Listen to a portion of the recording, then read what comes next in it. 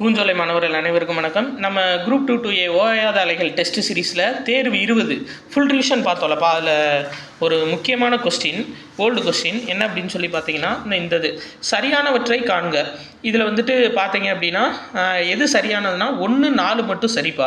அதாவது யான் கூட்டல் கூ அப்படின்றது எனக்கு, யான் கூட்டல் ஆள் அப்படின்றது என்னால் அப்படின்னு சொல்லி அர்த்தம். சரியா? இப்படி தான் வந்து பிரியும். ஸோ இது பாருங்களேன், யான் கூட்டல் கண் அப்படின்றது தவறுன்னு கொடுத்துருக்காங்க. எண்ணின் கண் அப்படின்றது, ஏன்னா அது வந்து என் கண் அப்படின்னு வரும். அதே மாதிரி யான் கூட்டல் அது வந்து எனதுன்னு வரும். சரியாப்பா? இதை நீங்கள் மெயினாக ஞாபகம் வச்சுக்கோங்க. யான் கூட்டல் கூ அப்படின்றது யான்குன்னு எழுதிடக்கூடாது, எனக்கு.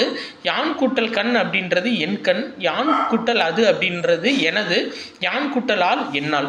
அதே மாதிரி இந்தது பாருங்கள், இது ரொம்ப முக்கியமானது. அதாவது பாருங்க, இப்போ நாம் அப்படின்ற சொல்லுக்கீழே என்ன வரும் அப்படின்னா, நாம் கூட்டல் ஐ அப்படின்றது நம்மை, நாம் கூட்டல் கு நமக்கு. இதுதான் வித்தியாசமாக இருக்கும். அதாவது நாம் கூட்டல் தின் அப்படின்றது நம்மின். சரியாப்பா? அதாவது நாம் கூட்டல் தின் அப்படின்னா நம்மின். இது வித்தியாசமாக இருக்கும், பார்த்துக்கோங்க. அடுத்து இந்ததுப்பா, யாம் அப்படின்ற சொல்ல என்ன வரும்னா, யாம் கூட்டல் கு அப்படின்னா எமக்கு, யாம் கூட்டல் கண் எம் கண், யாம் கூட்டல் அது எமது, யான் கூட்டல் அது எனது. சரியா? அதாவது யாம் கூட்டல் அது எமது. சரியா? யாம் கூட்டல் அது எமது. இது 2 தடவை எழுதியிருக்கேன். சரி, ரைட்டு. இதுதான் இப்போ மெயின்.